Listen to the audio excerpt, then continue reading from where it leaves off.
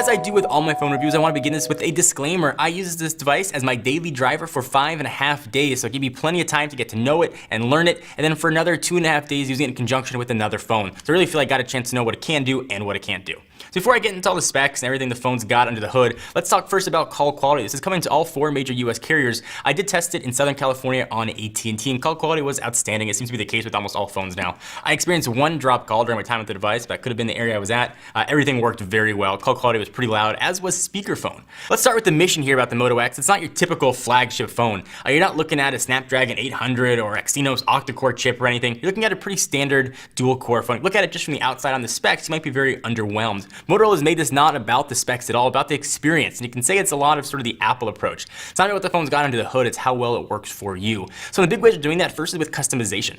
You can choose really a ton of choices of how you want your phone to look. You can pick from 18 back colors, you can pick from 7 color options for the buttons on the side, and the accent ring around the camera. And all customizations are done via the pretty intuitive and surprisingly awesome Moto Maker, which even lets you log into your Google account and set your wallpaper. So essentially, your phone is all set up and ready to go as soon as you turn it on, which is kind of a neat approach.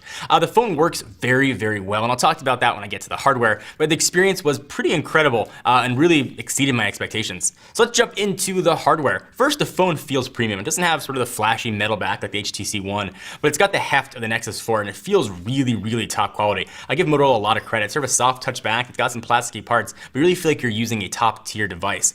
The 4.7-inch 1280 by 720 AMOLED screen is surprisingly good. AMOLED can sometimes distort colors, but things look pretty decent and high defy. One of the coolest things about having an AMOLED screen is Moto's active notification. Essentially what that is, if you pick your phone up when it's facing down, you pick it up, you can see notifications right on your home screen. You can see what the time it is, you can unlock your device, and you can jump right to a particular notification. If you've got a text message or an email. I wish you could have scrolled through notifications, but it only shows the last one that came up. But it's a really cool start. I'd love to see that function perhaps even be built into some Android devices. I really think Motorola nailed this one here. So the Moto X takes advantage of on-screen buttons, and they still annoy me like they do on pretty much every device that has them. Not for functionality, they work very well, but for taking up precious real estate. Why can't there be capacitive buttons? I can have an extra row of icons on my home screen. I find that really, really annoying, and every device that has it just seems to get me more and more upset. So on the next one, Moto, maybe capacitive buttons, please?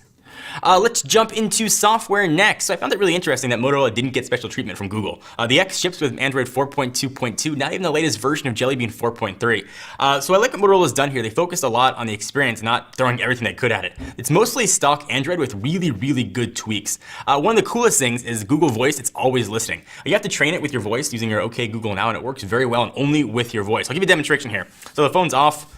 OK Google Now. What's the weather in Irvine, California?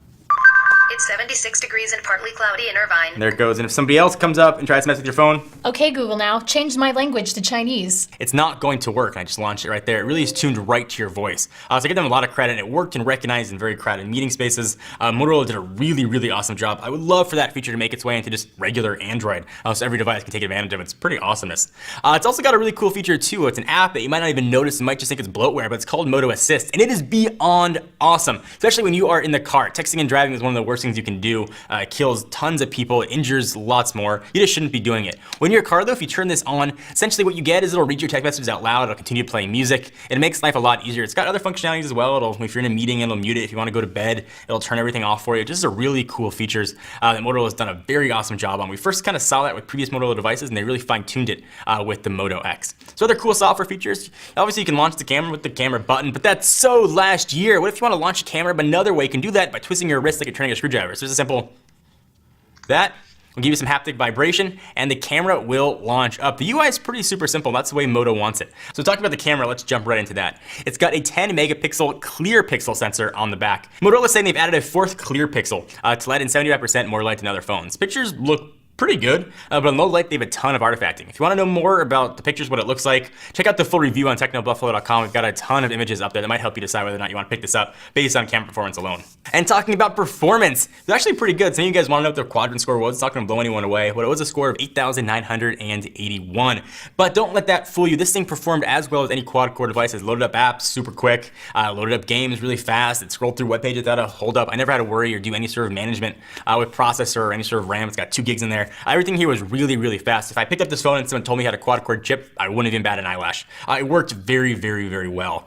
So a lot has been made about the price. It's coming in at about $200, and I know it's a tough one to justify, but here's where the price comes from. This phone is assembled in the United States. There's been a huge call for more phones built and or assembled in the US. When you build something in the US, you've got to pay unions, and labor is more expensive. So the phone's going to cost a little bit more. If you want a phone that's going to cost less, you want one that's assembled elsewhere. But at least now you've got the option to have a phone completely assembled in the United States, and you certainly pay a premium for that. The phone feels really nice. I think I'd happily sign my name to a 1-year contract on this phone. 2 years though might be a bit tough to justify. Well, the specs are pretty good now. It'll be good in 10, 11, 12 months. I don't know if games and apps in another year are going to require a quad-core device. Those are becoming more and more standard. At least for next year, I'd feel really comfortable recommending this phone. So last but definitely not least, let's talk about battery. It's got a 2200 milliamp hour battery. One of the nice things of having a lower clock speed processor and less cores is battery. And battery life was absolutely outstanding. My daily usage, taking out the phone around 7:30, about an hour, 2 hours of phone calls, constantly checking 2 email inboxes every 5 minutes, some light web browsing, some decent social media doing, and some YouTube watching. I usually go to bed on most phones, around 25 to 30%. I had over 45% battery life on the Moto X. This thing is an absolute beast of a phone. Non-removable battery though, so you want to make sure that it's going to work for you, but I also didn't feel any heat coming from the battery, the processor as well, which is really nice. So this thing just knocked the battery right out of the park.